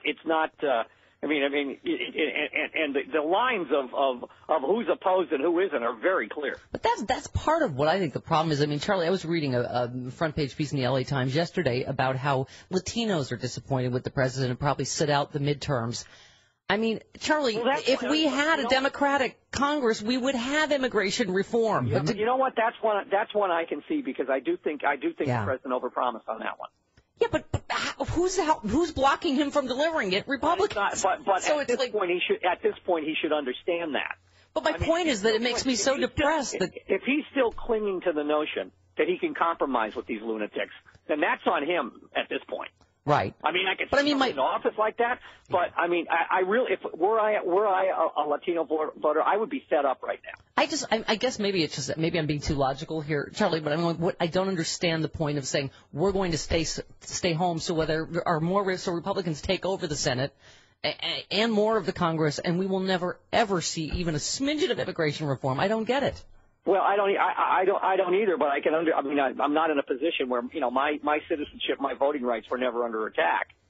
Yeah. But I can see where frustration could. I can see where frustration can overcome common sense. Well, I mean, look at it in my own community. When I would hear it's hard from my perspective because we haven't seen we have a competitor's governor's race now, but Charlie Baker is not Scott Walker. I mean, he's a Right. I mean, from what I remember, having dealt with him when he worked for Bill Weld, he's a pretty decent guy. Right. I mean, I guess I would. Maybe I'm.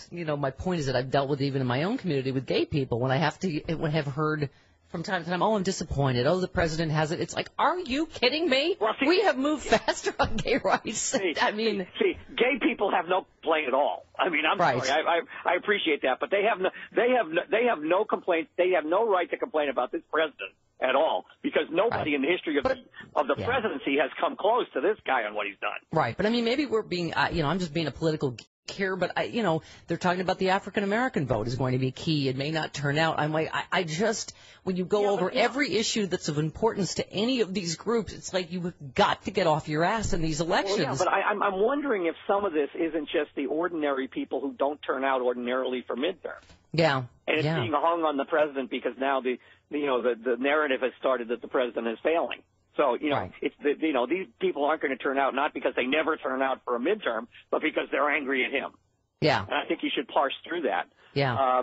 Before you get there. Can I make a special plea? Yes. I don't know if you saw the item I ran yesterday on a guy named Seth Moulton, who's running for Congress. Oh, I did see that. Yeah, he's the war vet that does not want to talk about his war heroics. He had to have his heroism pried out of him by an investigative reporter. And then when he was confronted with this attack of integrity, but he said that the proudest thing I'm paraphrasing badly. He said the proudest moment I had was leading the guys in my platoon, even though we all didn't agree with the war. Yeah, wow. I saw that. I'm telling you, if the people who fought our wars in this century are looking for their JFK, I think they found it. Yeah. To me, that's unheard of. That you would obscure your military service, especially a Bronze Star and the Navy and Marine Corps medal. That's going to make Tom Brokaw have a premature something. Oh.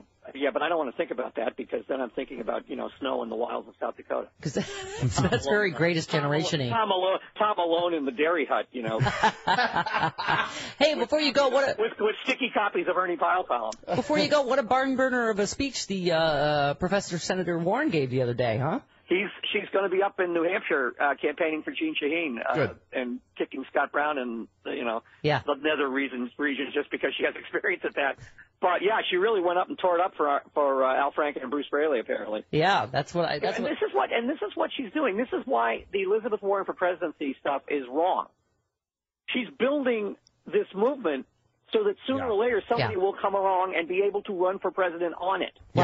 Right, but again, it's why she's so passionate, as am I and you, about get the out there and vote. It is really important. I mean, I don't know how many times you have to. I don't know how many times you have to say it. The late Molly Ivins said it better. You have no right to complain. If you vote, if the state of Iowa sends that crackpot to the Senate, because not enough Democrats came out to vote, well, that's on the state of Iowa. Yeah, and they can deal with the threat of Agenda 21. Yep.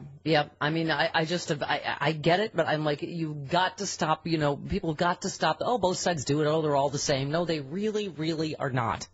And if you still believe that, you are going to be disabused of that notion if the Republicans take over the Congress. I guarantee you that. Oh, there's a scary article about what 10 things to know if the GOP runs the Senate. People think, oh, they don't do anything. It won't make much difference. Give me 3 of them. What's that? Give me 3 of them. Oh, give you. Well, I mean, just all of it. The stuff we just talked about. A deal on immigration. Yep. Forget it. They'll have, unfettered subpoena power. You're going to just have more of these investigations, nominations. Forget it. If you think that there's been gridlock now, I mean, it goes on and on. Climate change? Nope. No. Yeah. And then you'll get veto after veto after veto, and the president will get called obstructionist. Yep. Yeah, there you go. Exactly. Not being cooperative like they've always been. Exactly. All right. Charlie, great stuff. It's enough to make one projectile vomit to New Brunswick. There you go. Indeed. I knew you could get another one in there before we go. All right. Love you, Charlie. We'll see you next week. All right, honey. Bye. Bye. All right. There he goes. 48 minutes after the hour. The Stephanie Miller Show. Call Steph apart again? Oh. It's a fad. I have a fad.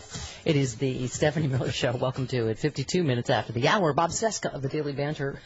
He's got some Sarah Palin trouble, which is hilarious. Yep. Sarah Palin versus Bob Seska. YouTube fair use and saying mean things about Sarah Palin videos. Oh, yeah. We'll talk to him about that and much more. Turns out she has a thin skin. Who knew?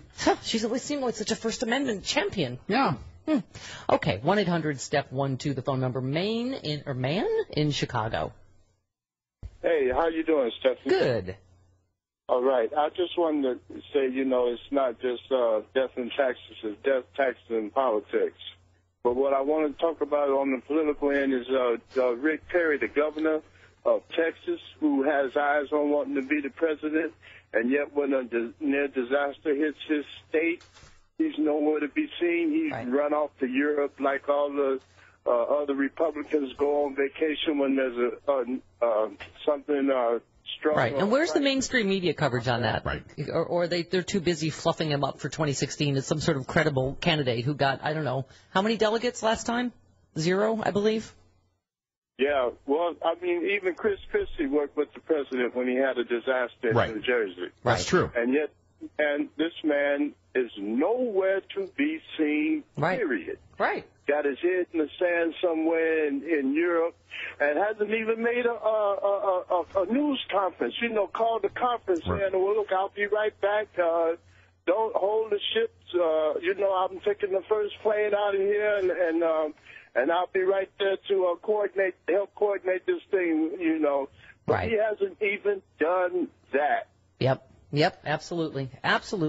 All right, these are the not-so-fun facts. I was just talking to Charlie Pierce about 10 things to know if the GOP runs the Senate. This is what we're fighting. This is Howard Fineman in the Huffington Post. It's easy to think little will change if Republicans win the Senate, and I get it. People just hate politics. They're sick of politicians. Anyway, but he says wrong.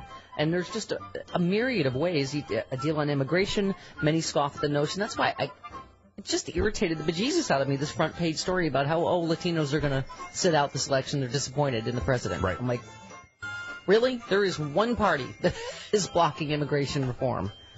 Anyway, a deal on immigration, many scoff at the notion. This issue just tears apart the Republican Party, said Norm Ornstein, who we had on. Let's see, GOP chairman would have relatively untrammeled subpoena power. How about that? Great. Expect them to use it to bear down on administration officials, highlight shortcomings, and give Republican senators with White House hopes some prosecutorial airtime. Really? Is that the business of the American people? Is that what nominations with Senator Chuck Grassley would be chairman of the judiciary. All bets would be off. Obama's picks would be bottled up in committee and denied a floor vote. If you think, again, we have unprecedented obstructionism now. It'll get worse. He has also expressed an eagerness to launch investigations. And Mitch McConnell, if he is Senate Majority Leader, he has vowed publicly and privately to stop any bills that raise the minimum wage, strengthen federal guarantees of pay equity, or tighten rules on the use of coal. I mean, so as Charlie said, forget about it. Yeah. I mean, you think it's bad now. Yeah. It's going to be 10 times worse. Yeah. But as I keep saying, turn out. Here is another sign the Senate control may not even be decided in November. This is how close it's going to be. The Democratic committee just made a big reservation to support Senator Mary Landrieu in a December runoff, which means because it's a three-way thing. There's a Republican and Tea Party guy. If no candidate gets more than 50% of the vote, the race proceeds to a runoff on December 6th. It could be that close. Here's the irritating Reince Priebus, Republican chairman. Reince Priebus. We're winning on the ground. The Democrat advantage in Iowa is all but evaporating, and then in no other Senate state on the ground are we losing. Yeah, if that, as Charlie just said, if that crazy Joni Ernst gets elected, that's on you, Iowa. Debbie Wasserman, Schultz, DNC. The president isn't on the ballot here. Republicans are desperate to put him on the ballot because they are trying to run away from their own terrible record. Yep. Yeah. So, by the way, the other thing is we've said many times, Supreme Court, Supreme Court, Supreme Court. That's the other, the other big, huge thing. As I was saying, that's actually pretty huge. The president said he thinks the Equal Protection Clause does guarantee same-sex marriage in all states. He said the best Supreme Court decision since he took office was the recent rejection of gay marriage appeals from 5 states, a move the president said is consequential and powerful signal of the changes that have taken place in society and that the law is having to catch up. While Obama said the high court was not quite ready to indicate an equal protection right across the board, he personally believes same-sex marriage is protected under that clause. And Supreme Court nominees have to get confirmed by the Senate, and so that's another thing you can add to the list. Right, and obviously a lot of talk about Ruth Bader Ginsburg and others who might retire and who, Yeah, the notorious RBG says she's not going anywhere. That's what she's plucky, that one. She is plucky. She pulled it all-nighter writing a dissent in that Texas voter ID thing. A scathing dissent. Scathing, up till 5 in the morning. With the other 2 gals on the Supreme Court, freezing each other's bras. God knows what else. Yeah. All right, 58 minutes after the hour. Bob Cesca, much more as we roll along on the Stephanie Miller Show. It is the Stephanie Miller Show. Yes. I got to get a wood chipper. Do you have to share that with the class? No. So if you might have a little accident, who's your friend in the wood chipper? 6 minutes after the hour, Bob Cesca of the Daily Banner coming up at the bottom of the hour. 1-800-STEP-12, the phone number, toll free from anywhere. Sandy Steve, and I mentioned this earlier, but good points. Steph, how many people have died in the U.S. from Ebola? 1. How many people have died in the U.S. from ISIS? 0. How many people have or will die in the U.S. because they live in a state that has not accepted Obamacare? Oh, you're the smartest one, Plasty. We'll talk to Jackie about that tomorrow. She and Carlos did a little switcheroo. That's right. So Carlos Alzraki on Thursday, Jackie Schechner tomorrow with a... and Lisa Bloom tomorrow. I know, right? Sweet. Yeah, lawyer.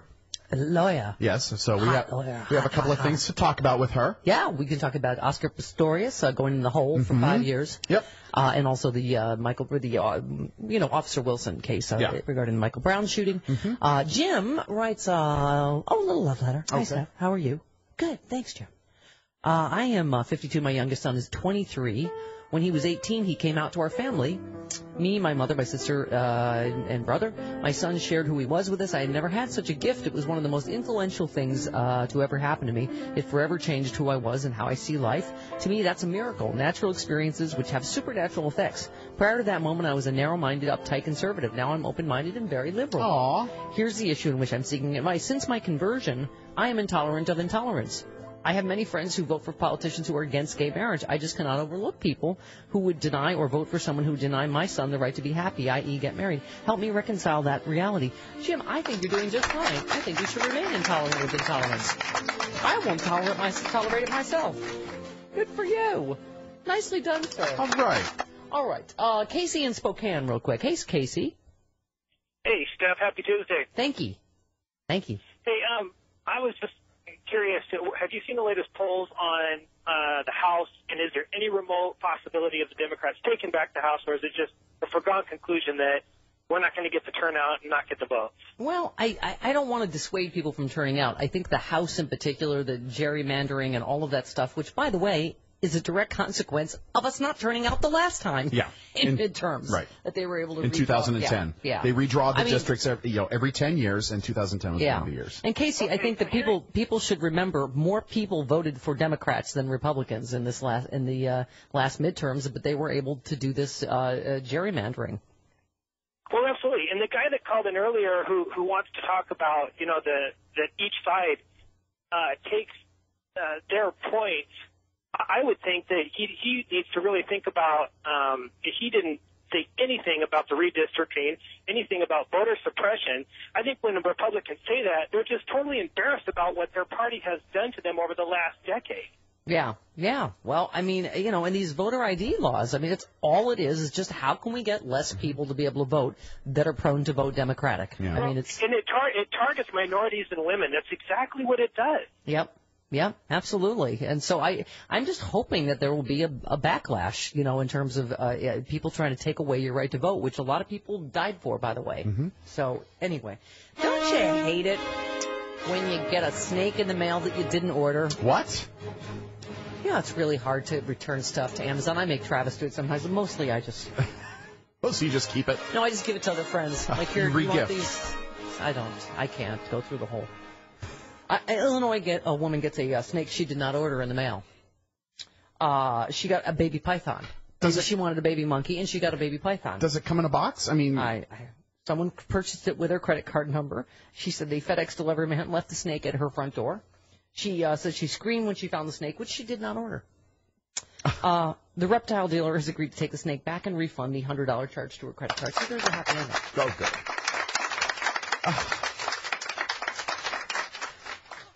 Ew.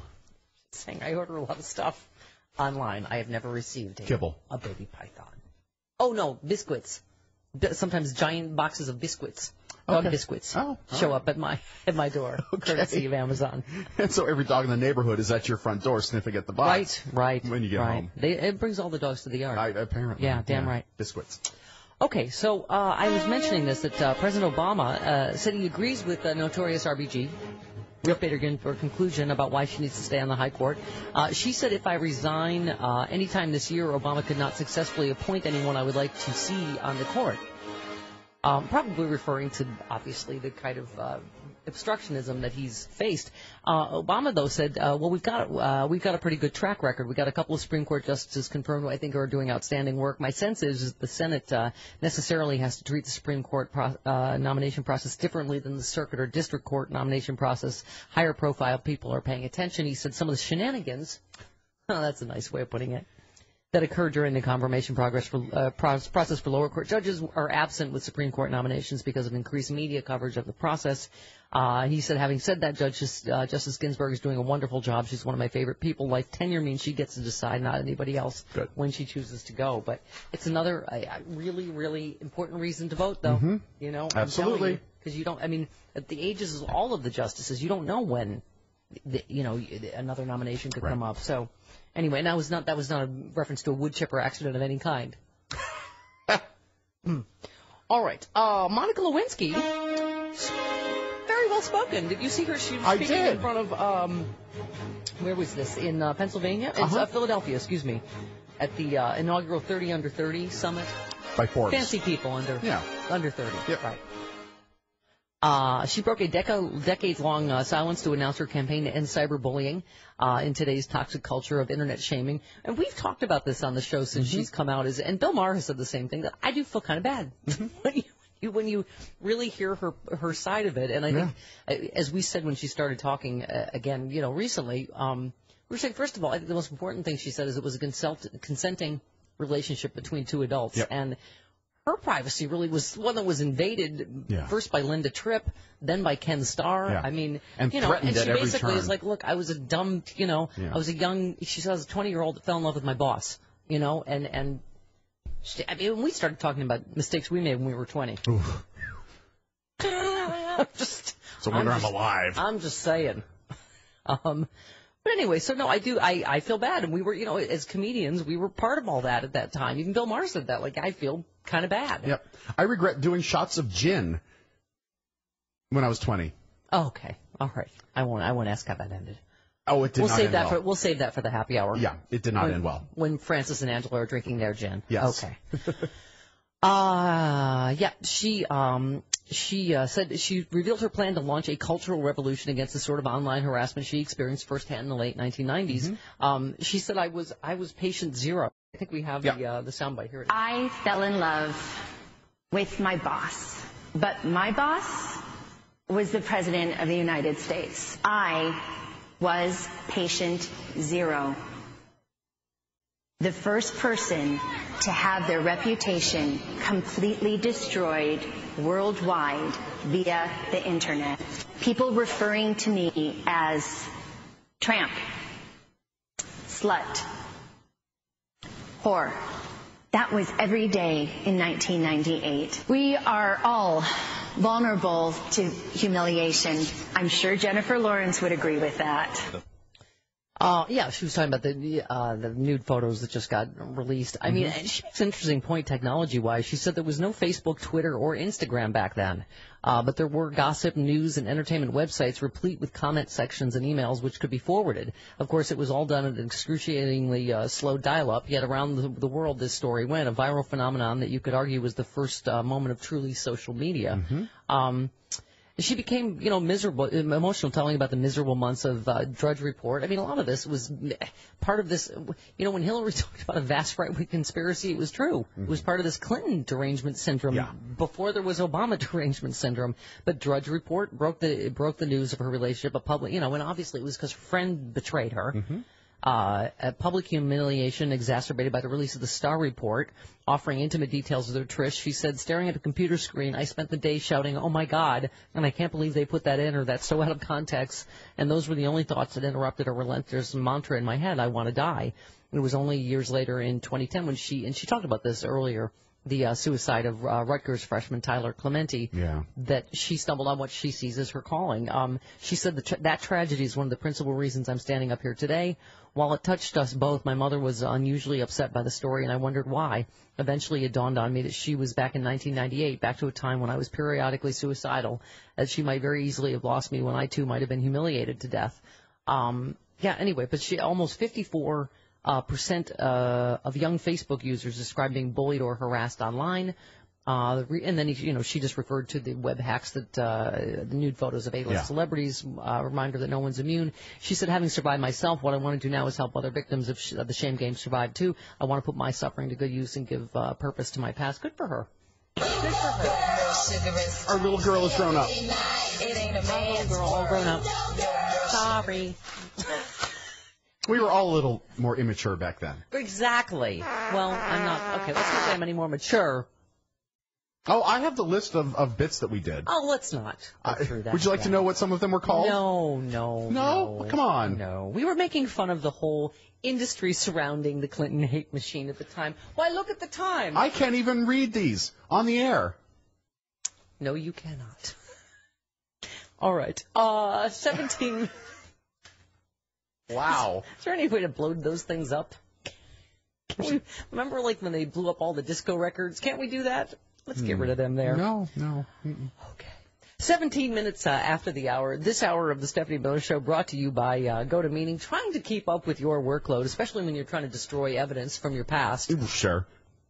Can seem impossible.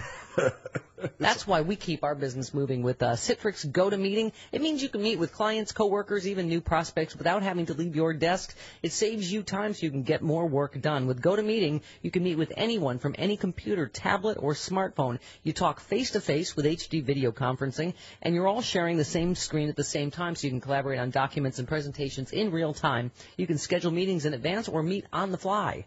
I've done it right in the airport on my iPhone. Just bink, and there I am. Right in a meeting. Is that how it goes? Mm-hmm. Well, it doesn't actually say bink. I say that in my head. Okay.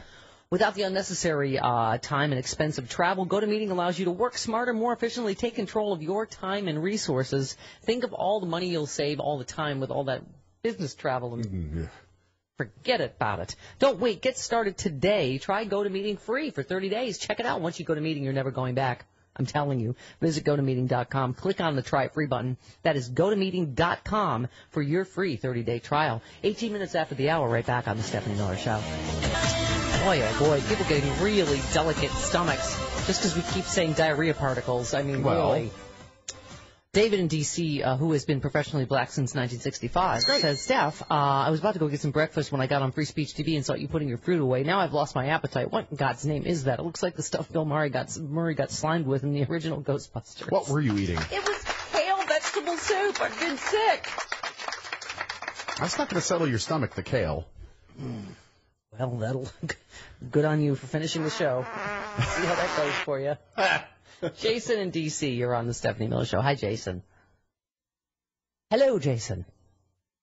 Hello, Jason. Oh, he was trolly, too. Oh, well. Louise in Denver, you're on the Stephanie Miller Show. Hi, Louise. Hi, Stephanie. Hi. You know, I have a different take on this Monica Lewinsky thing. Okay. I find it very curious that after 16 years, the year that Hillary Clinton might run for president, here comes Monica Lewinsky to go on the lecture circuit to dig up all of this stuff, how terrible they were, the Clintons. And poor me, I was so hurt and I was so devastated. Now, she's doing this under the guise of cyberbullying, and I hope this isn't another Paula Jones thing. Well, I mean, but I do give her credit that she, first of all said, it was a mistake. I was 20, and, because obviously that goes without saying. He was a married man, but she also, says it was a consenting relationship between two adults, which, undercuts the entire, the Rand Paul and all the others saying, he took advantage of some poor, they try to make it sound like she was a toddler. Or something, know. I think 22 to me is an adult, and if you're old enough and mature enough to work at the White House, you should have some sense. And of course, that still, even though she takes, 50% of the blame, it still gives her the opportunity to drudge everything up. And wouldn't that be the ultimate revenge on the Clintons? Yeah, well, drudge. Able to go out there and drudge is the operative word. Yeah. Thank you. Yeah. All right, honey. Thank you. Appreciate it. Hey, looky here. Why it turns out Tommy in Columbus was correct. Huh. Oh.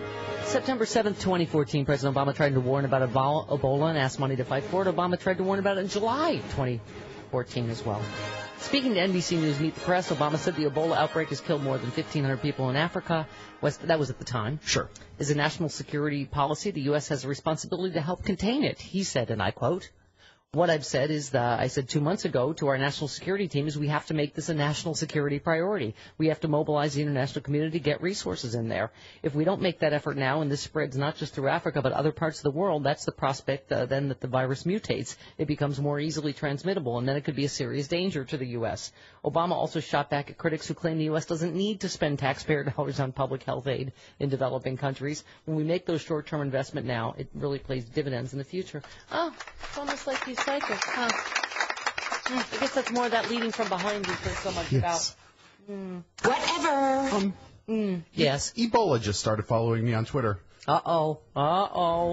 Look out. Ooh, it's that spidery thread. Yes, that's its profile picture. You. Scary. It is scary. By the way, I'm guessing this will be Obama's fault too, but there's a missing Russian sub. Yeah. Where is Jim to do his Sean Connery impression? Is Sean Connery involved? Who can say? Probably not. It's a very hunt for Red October. Yeah. Sweden has is expanding its hunt for a suspected Russian sub. This is pretty serious, though. Yeah. Right. It's the plot of every movie. Yeah. Whether it's Alec Baldwin or Sean Connery, somebody's got to. Sweden is relatively close to Russia. Sweden widening a search for what may be a distressed Russian submarine in the waters near Stockholm. Authorities today ordered all ships to leave the large cluster of some 30,000 islands where the vessel was possibly spotted. No fly zone has been gone into effect over the area. Russia has denied any involvement. And when have they ever lied? The Russians suggested it was actually a Dutch submarine. The Dutch defense ministry said it is definitely not a Dutch submarine. Ooh, it's an aquatic game of Battleship. Yeah. B-24 News. It's not my submarine. Yeah, it's a little disturbing. Yeah, you think? Yeah.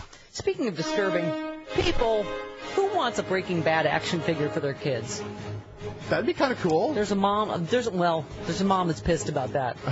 It's going to take up room where the toddler ISIS costumes should be, and the Ebola Halloween costumes, and other tasteful things. Susan Schransberger is fed up. The Fort Myers, Florida woman started a petition to get Toys R Us to remove Breaking Bad action figures from their shelves. They are figures of Bryan Cranston and Aaron Paul's characters in hazmat suits. They could double as Ebola workers. Sure.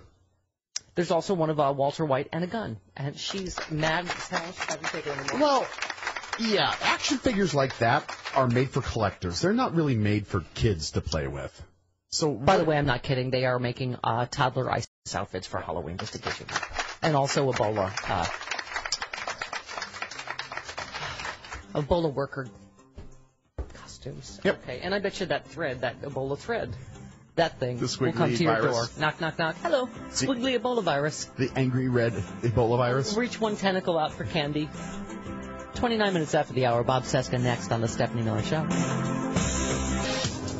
It is the Stephanie Miller Show. Welcome to it. 34 minutes after the hour. Oh, Wilbur with another quick hate letter. Wilbur. It seems like those Stephanie Miller... Oh, those like Stephanie Miller. Oh, those like me. Okay. Okay. Would be old enough to know better, in caps, when they have the ability to promote decency and morality, in caps, rather than filth and immorality. Wilbur. No, actually, by the way the Happy Hour podcast is selling, they're going with the filth and immorality. Filthy. It's going to get filthier. Frangela will join us this week. I would hurry and get that. To people like that, rouged knees once led to the downfall of society. Right. You know? Right. Yes. Bathtub He liquor. is completely incorrect. We are all about the filth and immorality. Even though we should know better, in caps. Okay. You know who else doesn't know any better? He does not know. Dreamy, hunky men. Why? Bob Seska joins us now. We interrupt this program to bring you a special broadcast. You're cute. I love you, Bob Seska. Where you coming from? Bob's calling us from Hawaii. Go ahead, Honolulu. Hello, mahalo. Good morning, Bob Seska. So you got my letter. Yes. That is not you. Oh, in fact, by the way, I have let's see, this is from Amanda. Steph, has Bob Seska actually confirmed when you talk about Mrs. Seska that it is his wife? The one time you started to pin him down, he evaded it with a brilliant redirect. I am very conveniently in Hawaii and straight. Sigh, he's dreamy. So, Bob Seska. Yes, we have pinned him down. There is a Mrs. Seska. Yes, it absolutely is. It's not one of these mysterious things. It's not like I'm saying, well, I met her at Niagara Falls. we had a torrid love affair in Canada. And is the said Mrs. Seska your wife or your mother? Are you brilliantly redirecting me? Right. Yeah, my mother. How gross. Ew. All right, Amanda. Sorry, he's married. Okay. All right. Just want to get that out of the way. Good morning, sir. Lots to get to. Yeah, I loved this. The Ted Cruz on CNN. You wrote a piece during the Ebola scare. Ted Cruz rejects Obama's Surgeon General nominee for being anti-gun. I mean, it just is, as you say, for several years now, it's become abundantly clear the Republican Party is being, shall we say, puppeteered by the NRA. Yeah, it's more and more obvious as time goes on, and the episode that really underscored the whole thing was back, I think it was 4 months after Sandy Hook, and Congress was trying to pass that expanded background checks amendment, which would have just simply expanded background checks to internet sales and gun shows nationwide. Of course, there's state laws about gun shows, but and there was upwards of 91% support for that law. I mean, NRA members loved it. Republicans loved it. Yeah. But yet, the Senate Republicans filibustered the amendment. So, I mean, to me, that highlights everything. And then you fast forward to the Surgeon General nominee being, blocked because of his view on gun control. My God. Yeah. Well, I mean, as you say, the reason the NRA and its bottomless tanker truck of unregulated cash has the GOP by the balls, and Wayne LaPierre's crone-like talons appear to be digging in deeper by the hour. Yeah, I mean, I love the way you say Republicans have been leaning on the jolly candy-like panic button, irresponsibly inciting fear and paranoia over the Ebola virus. Yeah, I mean, it really is incredible. And then this whole, as you say, contradicting their anti-czar red baiting from 2009, demanded that the president appoint a czar. And then, of course, it's not the right kind of czar, right? Yeah. Of course, it's another great example of Republicans contradicting themselves, taking one position simply because it's against the president, and then they end up boxing themselves into a corner because then later on they have to take the opposite of that position because that's what the president is for. It's absolutely insane. The czar thing is just baffling to me that they would spend so much time. It's like suddenly if now they were to come out and be pro-teleprompter, it's just like they made such a big deal about the teleprompters, then to suddenly ballyhoo teleprompters. The same thing with this czar thing. It's just incomprehensible to me. And, in and amongst the entire panic over Ebola, to then to make such a stink out of something inconsequential like the Surgeon General's view on, or the potential Surgeon General's view on gun control. Well, and in the midst of the Ebola thing, as you say, there's continue to crow over them, blocking his nominee for Surgeon General. And I love you quote what Ted Cruz said. Of course, we should have a Surgeon General in place, and we don't have one because President Obama, instead of nominating a health professional, he nominated someone who's an anti-gun activist. And as you say, not a health professional. He's a doctor who graduated from Harvard magna cum laude with a degree in biochemical science. He earned his MD from Yale. He's an attending physician at Harvard Medical School. Well, since when is that not a healthcare professional? Yeah, well, he tweeted something in 2012, so this makes him an anti-gun activist. I mean, if anyone who tweeted something 3 years ago, 2 years ago, became suddenly an activist, right, then all of Twitter would just be activists. Right, and that's just what happens there. All he tweeted is guns are a healthcare issue. Mm-hmm. And as you say, I guess Ted Cruz and Rand Paul are relatively new to politics, so perhaps don't realize the Surgeon General can't pass legislation and therefore is incapable of implementing an assault weapons ban. Well, you know, Stephanie, how it goes. 1 minute you're tweeting something, the next minute you're holding up a giant puppet in the middle of Pennsylvania Avenue protesting. I mean, that doesn't make any sense to me. It's certainly not activism at all, but, that's what they do. Yeah. But, I just had this conversation with a caller today about, look, you can say it till you're blue in the face. This is not anybody's memory of the Republican Party. You said, hell, based on this narrow litmus test, the NRA and the GOP would reject the late Ronald Reagan from holding public office. Those of us who embrace reality remember that Reagan supported the original assault weapons ban in addition to the Brady Bill, which enacted a 7-day waiting period for handgun purchases. On top of the fact, there was the fact that he was, shot, so he had some thoughts. But you say just 20 years later, the GOP would excoriate Reagan for his gun control position, forsaking their appointed savior while continuing to genuflect for their one true God, Wayne LaPierre. I mean, it's incredible. Right. Yeah, again, this is a great way, a great in the pejorative sense, a great way to underscore how ridiculous their position is and how loyal they are to the NRA. I mean, to the point where, maybe not in name, but certainly they've forsaken the legacy of Ronald Reagan, who, in his later days, certainly came out in support of what I would consider to be reasonable gun control legislation. Nothing extreme, but just something that actually, keeps people from getting killed like children. Right. Yeah, exactly. Well, Bob, now that we have all these people out of quarantine and, we've got, at least Nigeria has been ruled Ebola-free. Is this hysteria going to abate at all, do you think? Well, I really hope so. I mean, I've never seen anything this gratuitous. Maybe not since the Iraq War. The Iraq War was pretty bad to lead up to that. But this has been absolutely shameless. And it seems to me, and maybe I'm getting jaded, maybe I'm just too close to it, but it seems to me as if it's getting worse. I mean, again, I go back to this, what I consider to be a high watermark in terms of just the press being completely irresponsible, which is the tan suit thing. And then, making such a big deal out of the president's tan suit, my God.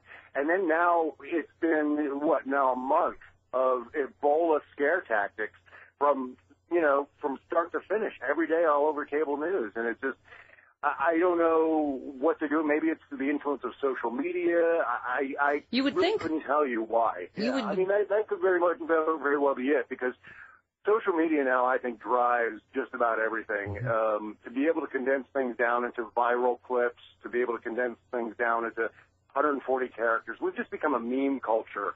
And I think cable news, in a certain way, I think the broader news media is playing into that. I think they're trying to cater to the clickbait headlines and the things that are digestible on social media. Yes, to famously quote Chris LeBoy, moderate Muslims aren't clickbait. Right. Yeah. But I think that, it's true. You would think with the advent of the interwebs and the Google machine, it took, about 2.5 seconds to find every other president in a tan suit? Yeah. But it doesn't seem to... I've started to go down this road of just completely repeating the refrain, bring back the gatekeepers. I mean, the way that social media has gone off in this bad direction, where you think again, the internet would have been this great tool, and it's being abused, and it's making things worse instead of better. I'm actually surprised I'm even saying that, because I've been, working on the internet for almost 20 years now, and I feel like we're not getting anywhere. Speaking of which, let's turn our attention to Sarah Palin v. Bob Seska, which is all the talk. Oh, Speaking boy. of the interwebs. So you and I have obviously spoken about this. You say for the last several months I've been following the intellectually impaired grifter antics over at the Sarah Palin channel. Palin's recently launched subscription service, which also happens to feature free-to-the-public videos posted on the main page. In the process of covering the Sarah Palin debate, it's been necessary to excerpt sections of her videos and to subsequently embed the takeouts in the context of reviewing her illiterate banter. So anyway, you've had this whole... This clearly falls under fair use, right? Yeah. Oh, yeah. I mean, all I did was to look at the videos that she offered for free. I don't have a subscription to her channel, so I can't look at the videos that are behind her paywall. But I took rather damning clips from the ones that she posted for free, especially the one where she just goes off on this, some semi-drunken stupor about Elizabeth Warren, purgatory, and fast food. Yeah. I still don't know. That one's still floating in the atmosphere somewhere where no one's able to decipher what the hell she was saying. I believe... And I just posted that. Right. Yeah, I just posted that on YouTube, and then with the purpose of putting it into an article in which, I relentlessly made fun of her about that. And they had an issue with that. Her production affiliate, Tap TV, contacted YouTube and asked YouTube to take down that video and a couple of other videos. Which was weird, considering fair use law, as you said. Right. But, I mean, anyway, we have to, just for those, we have to hear this again, because this was, as you say, originally we thought it was some sort of aphasia or drunken stupor. Not sure. It's hard to tell. But let's take a listen again. Fast food workers deserve a livable wage, and that means when they take to the picket line, we are proud to fight alongside them. We believe... Wait, I thought... Fast food joints? Don't you guys think that they're like of the devil or something? That's what liberals, you want to send those evil employees who would dare work at a fast food joint that you just don't believe in. Thought you wanted to, send them to purgatory or something. So they all go vegan, and wages and picket lines, I don't know, they're not often discussed in purgatory, are they? Wow. Wow. You just, it's just hard every time to digest it anew, isn't it? Oh, the cold duck up there in Alaska. Boy, she drinks out of a paper bag. Do you think there's somebody, since it's her own channel, that go, Sarah, you seemed a little, don't know what the word is, drunk, something. How about a take 2 in the morning? What do you think? But no, they let her put it out there, and now it's your fault, right? Right. Just, the one that what they should write on the wall of her house is, don't improvise. Do not improvise. Stick to the script. So this is just a case where she thought, well, maybe I'll just throw in something clever right there. I'll just make something up as I go. And that's what happened. She lapsed into some sort of weird aphasia or, I don't know, just gibberish. That is a woman in desperate need of a teleprompter, if ever there was one. Bob says, great stuff as always. Good luck with your V. Sarah Palin nonsense. And we will see you next week, sir. Okay. All right. Bye. My best to Mrs. Saska. What? 47 minutes after the hour. I'm sure she's lovely. I bet she is. Back with the remaining moments of the Stephanie Miller Show. It is the Stephanie Miller Show. Welcome to it. 52 minutes after the hour. 1-800-STEPH12. That sounds like the dog porn that was featured on last week's Happy Hour podcast. Courtesy of Maylee's Horror Dog. Eggy, who is could not get enough. And Eggy means something in Korean. Beautiful baby. Okay. I translate that to horror dog. Horror dog. Because you saw the video evidence of him both of my dogs' heads, Max and Fred, who are still traumatized. By the way, speaking of which, David in D.C. says, Steph, listen to the Happy Hour podcast last Friday. Seems to me that you and May need to work out your issues after the show with maybe a nice relaxing bath together, some scented candles. And what's that smell? Is your hair on fire? Good God. I am never starring you in another one of my lesbian fantasies. Buzzkill. right, that's an old story about how I took a bath. I had a purple shower cap on that lit on fire. I can't. Anyway, May straight. That's not important now. Why were you wearing a shower cap on a date? Because I explained this before. It was before Japanese hair straightening, and when you had a big date, you would go to the salon and get it all blown out, see? All straight and girly. It's weird. The gayer I've gotten, the straighter my hair's gotten. I don't know. It's weird. It's weird like that. But anyway, it was a big deal to get your hair blown out. And so, I don't know. I had some fantasy about a bath, and then I would slowly take the cap off, and then my hair would cascade. Yeah, but for the entire duration of the bath, she's staring at you with a purple shower cap on. It was very dark in there, only candlelight, and I did not realize that the shower cap was that close to a candle. So that just ended badly, as most things in my life do. Thanks for bringing it up again. There are some choices that you've made that are beyond me. I would say all of them, really. If we're going to be honest. Hey, you know who I'm turning around now? Russell Brand. Really? Not sexually. No. I didn't get it. Jim and I have said I don't get it. I don't get his humor. But he hates Fox News, so now I love him. And he's like poking them with a sharp stick, too. Did you see this? After Sean Hannity canceled his appearance on his show, Brand showed up to Fox News anyway to film an episode of his web show. Mm-hmm. He was standing outside the building, laying into Hannity and Bill O'Reilly for perpetuating Islamophobia. Yeah. He ended up in a confrontation with security, all caught on camera. Officers told Brand he couldn't film on the sidewalk because the building owns it, so he went inside and asked if he could take a tour of Hannity's studio and touch some stuff. His request was denied. Oh. Oh, boy. Okay, Tonight Show's former Tonight Show host Jay Leno got the top U.S. Humor Prize. Oh, good. I loved Wanda Sykes' joke. She said she nearly didn't make it to Washington. She said, on the plane, I sneezed twice and everybody gave me the stink eye. This Ebola stuff is getting a little out of hand. It's a little scary. I'm going back to just being black. I'm not African anything. By the way, Kathleen Madigan does the best Wanda Sykes impression ever. Yes, she does. We were talking about if we were George Zimmerman, we would not be able to conveniently find a black best friend to vouch for us. She said Wanda Sykes would not vouch for her, and I said Aisha Tyler would not vouch for me either. No. No. Mm-mm. She would say, Kathleen, what'd you do? Melissa Rivers denied an autopsy on her mother, Joan. This is interesting because since there is going to be a lawsuit, I mean, it's curious because you would think that she would want one.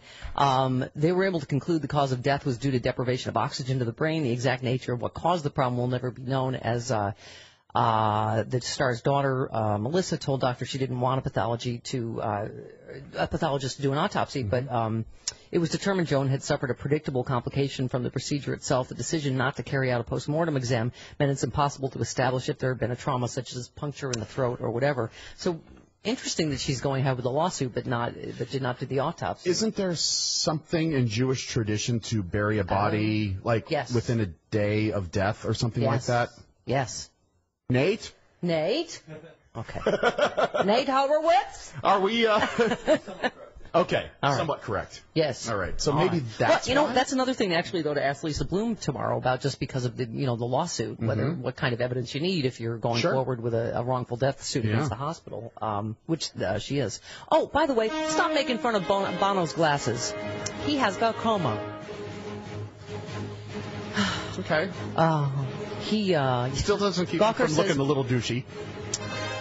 Right. Gawker says Bono, a cosmic warrior sent from the future to save us from rock songs that don't have the word "yeah" in them, has a habit of wearing really doofy-looking glasses.